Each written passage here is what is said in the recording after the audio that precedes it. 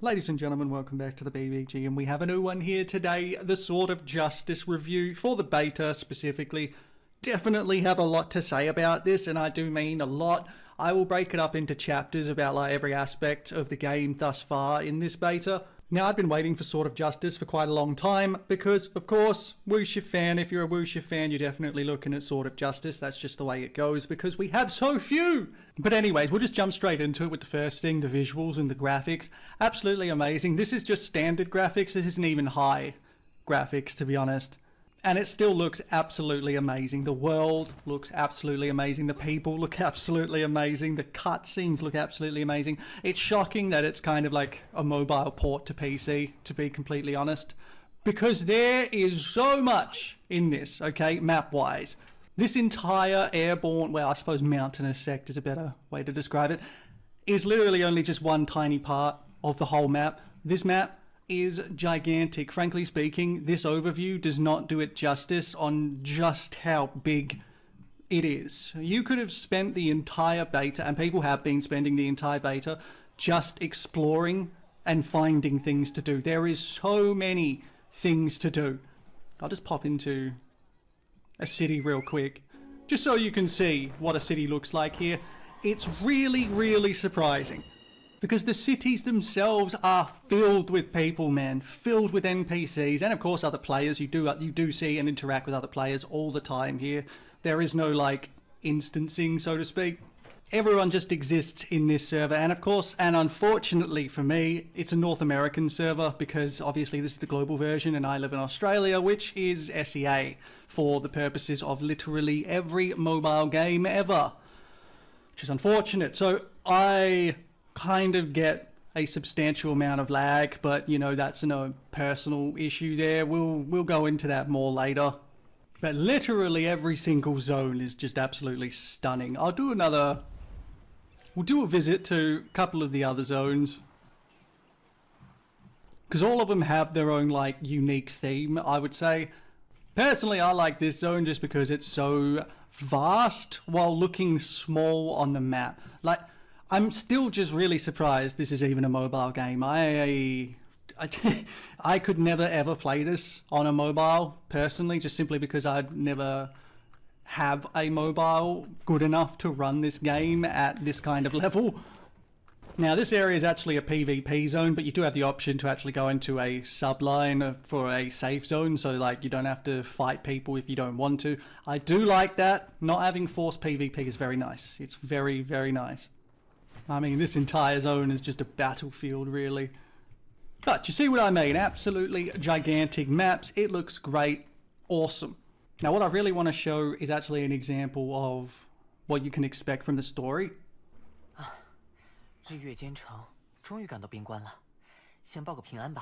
Every single story mission is fully voice acted, along with some of the other like major side missions. That's also really surprising. But you can see for yourself. We're just going to jump straight in. 长河落日圆，不知师姐还记不记得我们的约定？看到三清山的落日，会不会也想起我？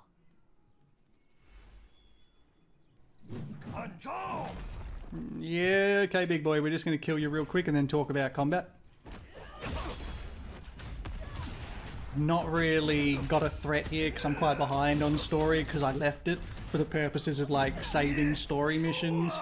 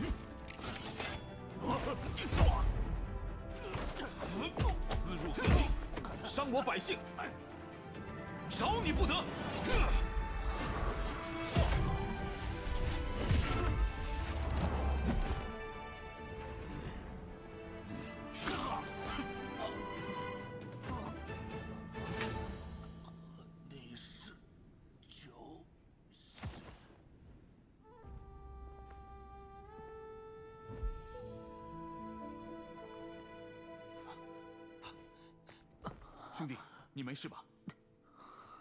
And just to reiterate, it's friggin' mobile. I've not really seen, like, with the exception of Where Winds Meet cutscenes, being in mobile. That's just very impressive to me. And pretty much all of those cutscenes are just as impressive. So it's been really a joy to play through, but let's get into the more meat of the matter stuff here that we're all, you know, here to understand and know about. The first thing's martial arts. Now, I've chosen a tank. I'm a tank build. The reason for that is because I lag too hard in any fight to, like, do DPS or healing in a timely manner, so I didn't really have much of a choice but to use tank. That's fine though, you know, you get your standard class skills. I think that's self-explanatory, but the interesting part here is that there are dozens of extra skills that lie outside your closed path, and you can literally mix and match them if you find them. See, that's the big thing here. There are skills hidden by quests, or skills you have to learn by observing something else, or skills you learn via sex. Now, obviously not all of the skills work together, especially depending on your class, but it is impressive enough that it can make a huge difference in a fight. Absolutely huge difference. Now, talking about fighting in and of itself, I am not a fan of this combat system.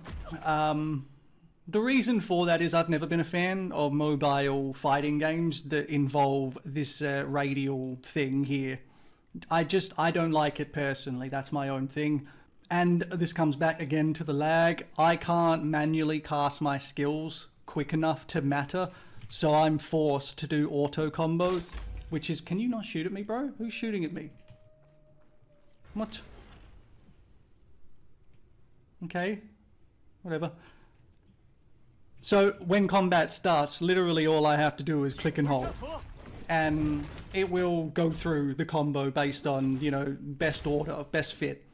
And that's fine, you know, a lot of people enjoy that, and that's fair enough. I'm not a fan of it, I don't like it, but I'll jump into this fight right here just to give a brief little lowdown. Hello, excuse me guys, I'm just gonna click and hold.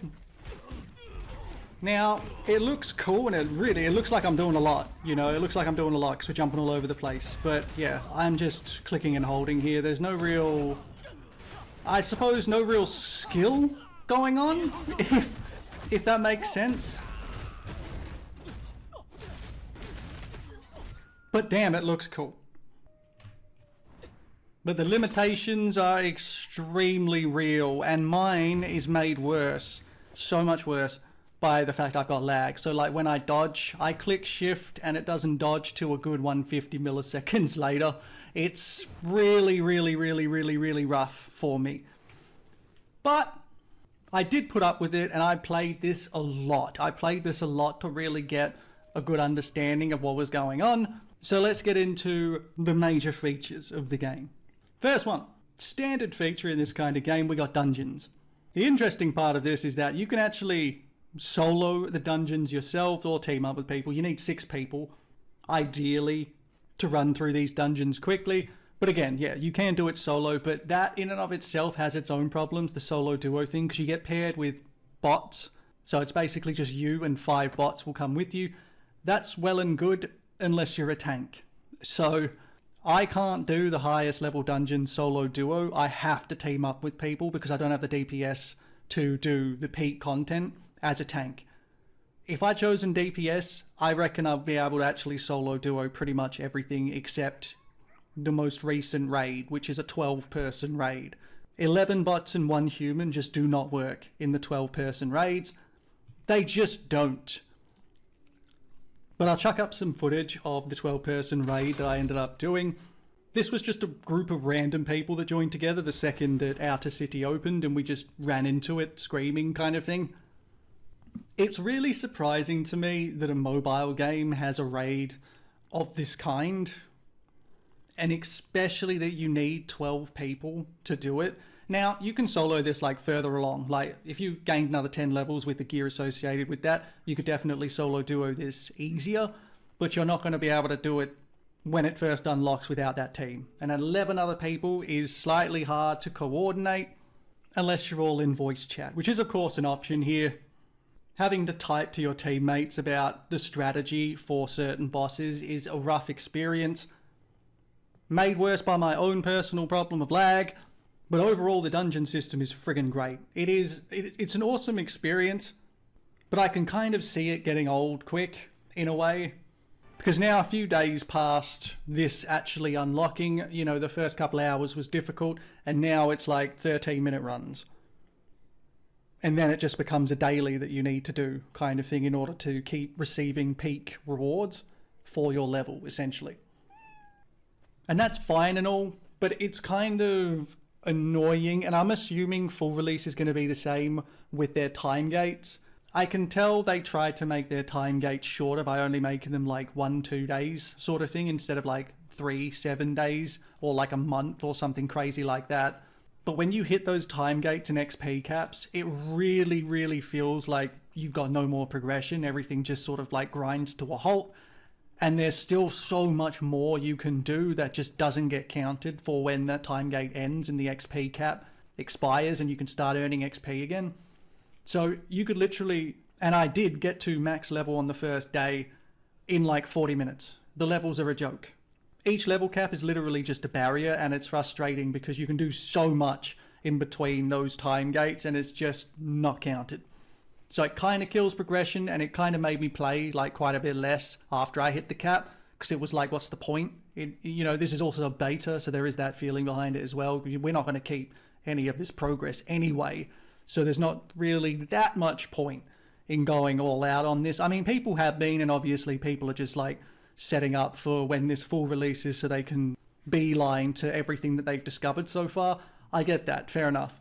But for me, not really getting any bonus from doing extra past that cap, it's kind of killed it for me a little bit, but I understand why it's there.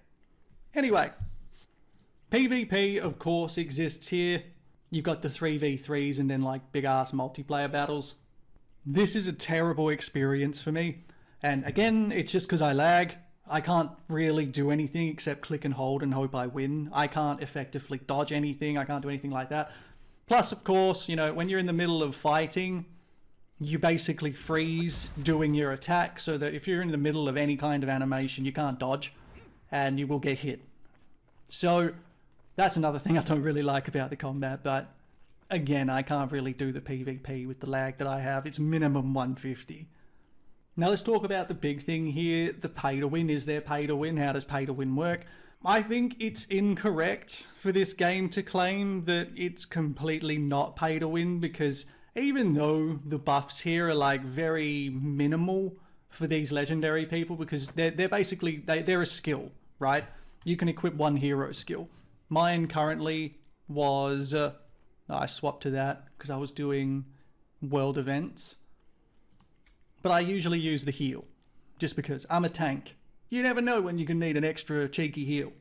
But you absolutely can put money in to do this little gacha system to get all of these as quick as possible.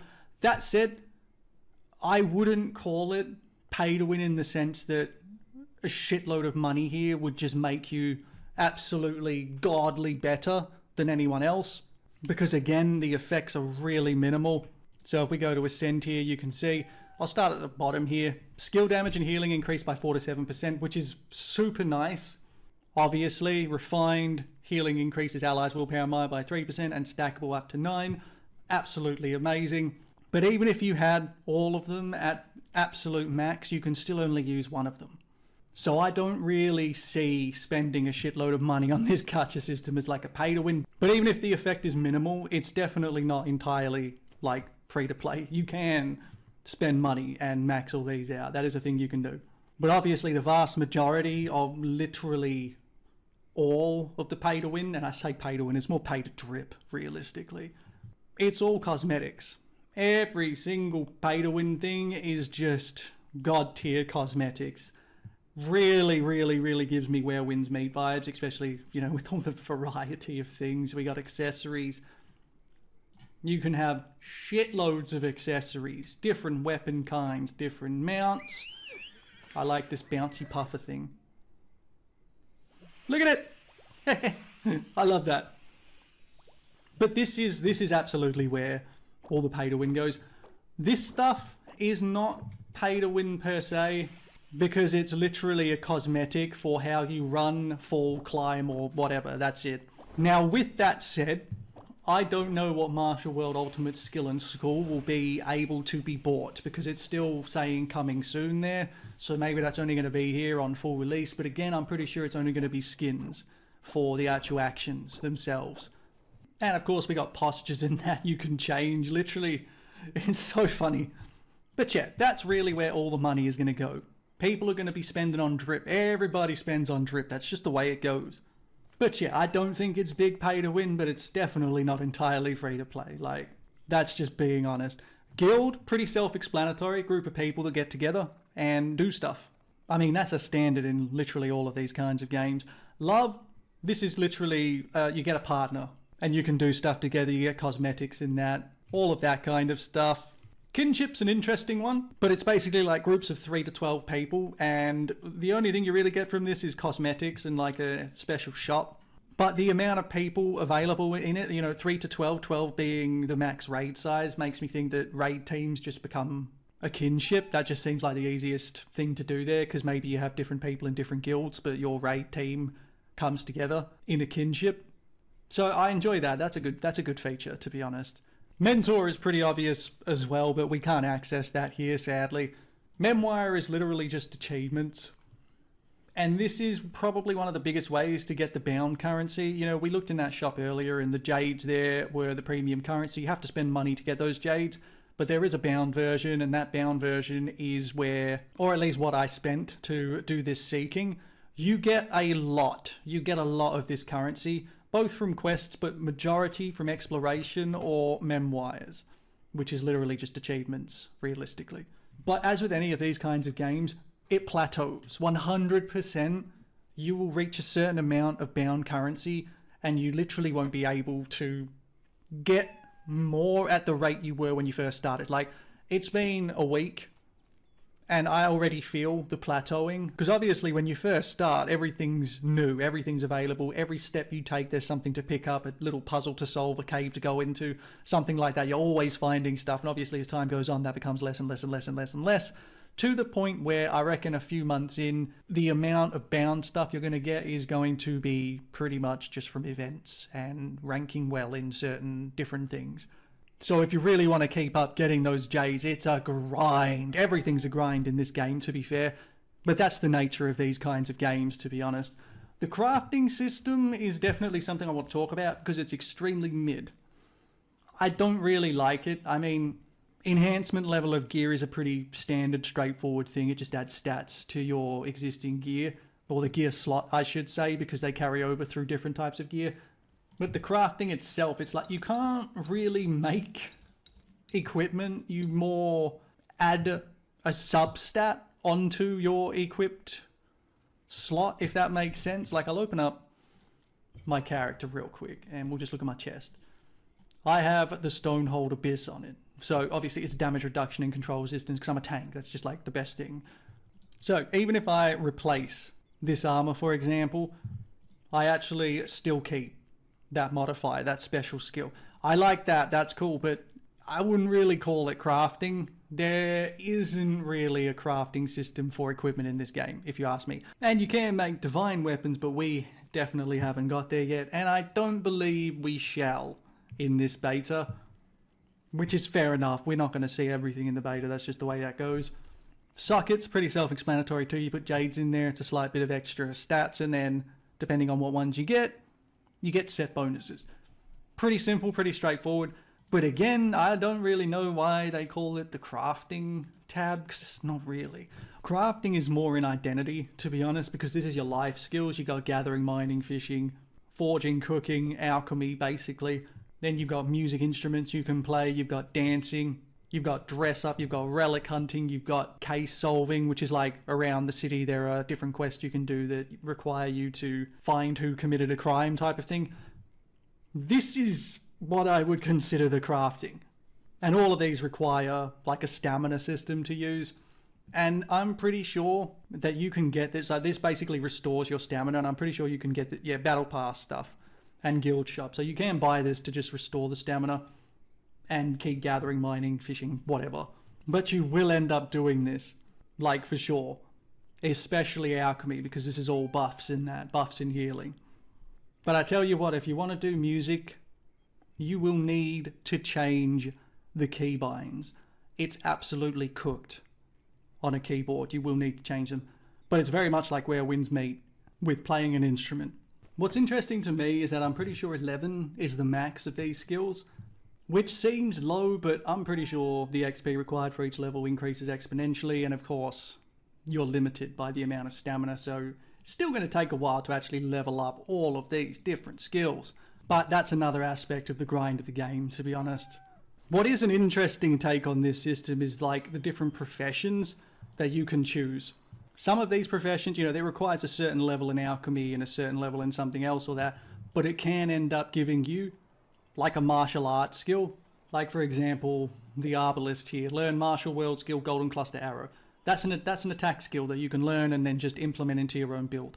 It's really, this is a really interesting way of doing it. But again, this is the grind. This is the grind. You can get all of these, and eventually you will, but it's a grind. Big grind. But again, that's the nature of this game. Now there's also the interaction system with ties, and this is pretty self-explanatory too. You level up your relationship with NPCs and then you get rewards basically over time as you become better and better friends, including upgrading their hero skill, which is super useful, but obviously it's going to take a while to get that amount of companionship points. But again, it's a grind, especially if you want to do all of them. And there is quite a lot. There is quite a lot. Obviously, I've not found even a fraction of them. But grind, grind, grind, ladies and gents, grind. But now I want to show actually, it's probably one of my favorite aspects of this game, which is the manor. Now, anyone who's watched me for a while knows I've played Immortal Life, House of Legacy, and half a dozen other games that have a building system. This one is probably more in-depth than all of them. It is really surprising. When I first saw this, I was absolutely gobsmacked by the detail and the amount you can do. It's crazy. Now, you can't actually, like, you know, pick up a wall, put a wall down and then get those pillars in. These are all presets, but you can literally click indoors and it turns into The Sims, man. All of a sudden, you can literally detail this any way you wanted. There is so much you can do, and there is so much area to build in, and this is just one of the areas. There's also an area that's like 5 times this size on the top of the mountain. I'm not sure what it's for, but it's there. Cloud Peak. Let's have a cheeky look at that. Yeah. I don't know what this is for, but it's here. Now, I'm pretty sure you need to be a maxed mana level to unlock this, actually. Not sure what you'd build here, but I know that that kind of system is an absolute dream to so many people, especially given the complexity of the actual build system. Now, the other thing you can do, which I didn't realize to begin with, as you can see, the very front on this side is all hella uniform. Didn't realize that. Let's just get some flora. We'll get some lilies. We'll place some lilies. Yeah, why not? So, like, when you place these, you can start turning them, and that's basically how you make it look more legit, I suppose. Because then we copy it, move it along. It doesn't have to actually be off the grid of the previous one. You can overlap them. And I know it doesn't sound like a big deal, but it kind of is. It really kind of is. It just allows you to make things look integrated, if that makes sense. It's a great system. It is. And now I have this cute little patch of lilies. Yay! So, I absolutely love that building system. 10 out of 10. Lag doesn't matter there. I can build what I want. Now, the other thing here is farming. You can farm animals and, you know, food, basically. Now, if you're a fan of the Immortal Life stuff and just a farming sim in general, you're going to love the manor for this, to be fair. There is quite a lot you can grow here. These are the 3 plots. I'm pretty sure there's only three plots because my mana level's 5, which is like, I think it's top 10 at the moment. Yeah, top 10. But to be fair, that just means that I was one of the first 10 to actually push it to 5. There's a lot of people at 5, to be fair, and plenty of people who've made far more impressive things. But that's the crops, and then of course you can build, well, I said build's the wrong word. You can grow animals, cute little animals. Look at them. My adorable little pets, who also produce things for me to use. It's great. But yeah, of everything, this is probably what is most impressive to me. And like, even if you're not into like building stuff yourself, you can just do a preset. So we can go into template and literally just choose one of these. Yes, it costs like a little bit in design fee, and I simply don't have enough of this bound stuff, sadly. But I might have one for a cheapy one, maybe. Garden basic. Why not? Oh yeah, I may not be able to actually do everything because I don't have all of the components unlocked, but let's do it anyway. Apply. Absolute YOLO. We're gonna... Oh, I can put it at the top. Yeah, let's do that. It only costs 638k. Alright, I lied. I can't do it. Fair enough. That said, it's not that difficult to get the building materials for Manor.